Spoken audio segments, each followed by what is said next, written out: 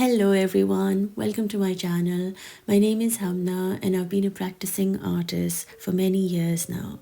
With these sessions, Art as Ibadat, my intention is to share how I use art as a way to connect to the divine. I believe that with these exercises that I bring forth through these videos will inspire you, make you feel more grounded, help you meditate and understand the beauty that surrounds us.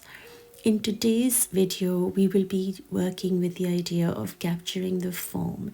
It's a small little exercise which will help you become more mindful, more present, and connected to that what surrounds us. So let's begin with that. I hope you enjoyed the session.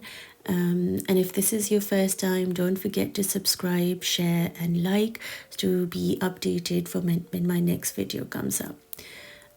Usually I sit with the pieces for some time that I'm planning to draw, and as you can see, I've picked these flowers and I've taken one petal out of all of those dried petals. And what the idea or the intention for this exercise is to observe this one petal from different angles. So how many angles can I get of this one petal will give me different forms, different things to look at, but of the same thing. Now when you think about it, when the creator created this world, he could have just created everything in one form or one color, but he chose to give us the variety of colors, the variety of flowers, and the variety of people and emotion and experiences that we all go through. But sometimes we get stuck in our heads, in our ego, to look at things just in one way, and that one way becomes the right way. So by doing this exercise and capturing the forms, what you're doing is you're actually training your subconscious mind to look at just one thing from different perspectives. So this one petal, when turned around, gives a different feel on one side, and then when it turns around to the other side, then the other thing is more visible.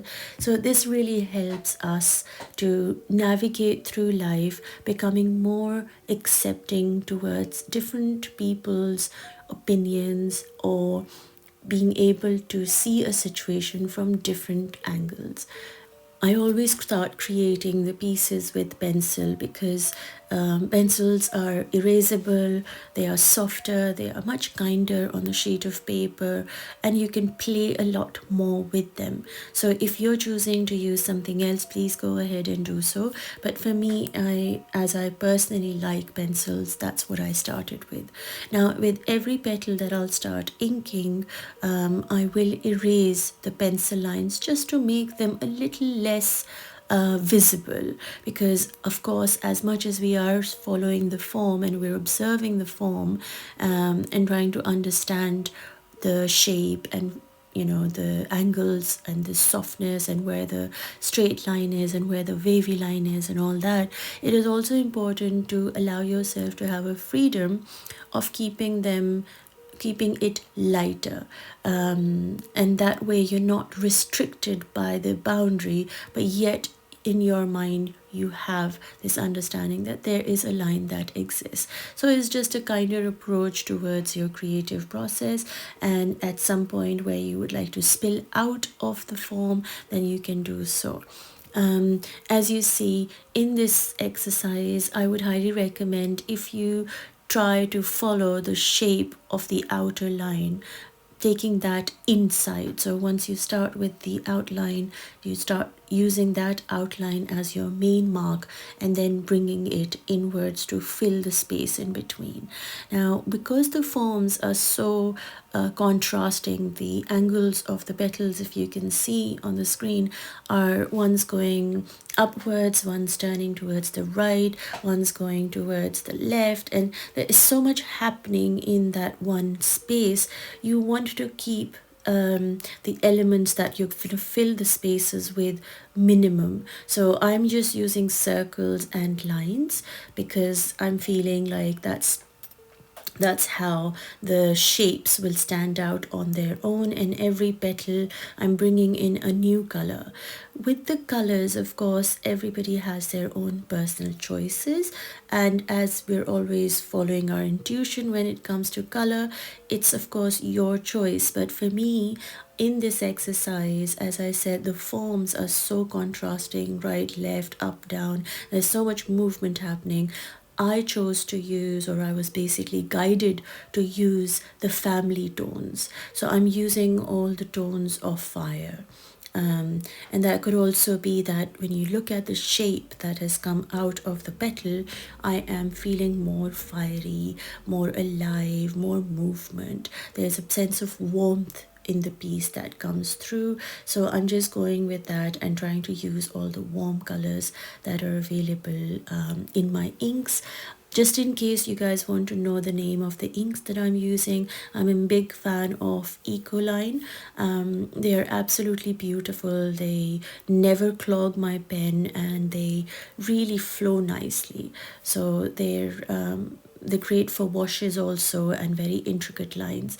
So I hope if somebody is thinking about giving them a go, I would highly recommend them. Anyway, so as you get into the forms, as always, follow your intuition, fill the spaces of the petals as you feel like, but try to keep the patterns or the lines minimum, bring in minimum elements. So not go like crew crazy with bringing triangles or something more drastic like out there for this exercise, only because the form is so contrasting. You want to keep connection between the whole piece. It's all about a balancing act, to be honest. Like, you have to judge what it is that you want your piece to speak about, or most times I think it's best to let your intuition guide you. Just take the shapes and the forms out of the petal and allow yourself to be guided. Usually the color side of my videos, I tell people that, it's really based on where you are in life and what you're feeling, and what, of course, what is available around you too, in colors. But don't have restrict yourself with the ideas of what you're seeing me do, to do that only, because there is no right or wrong when it comes from creating intuitively, and you have to allow yourself to free flow.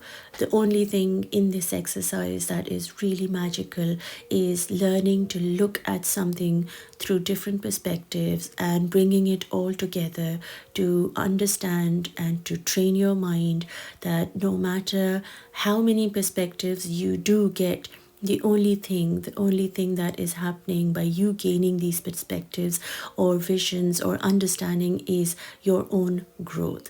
And you can think of different scenarios, different perspectives, and it's okay to allow yourself to think that way, that there are many solutions to the same problem, is that kind of thing.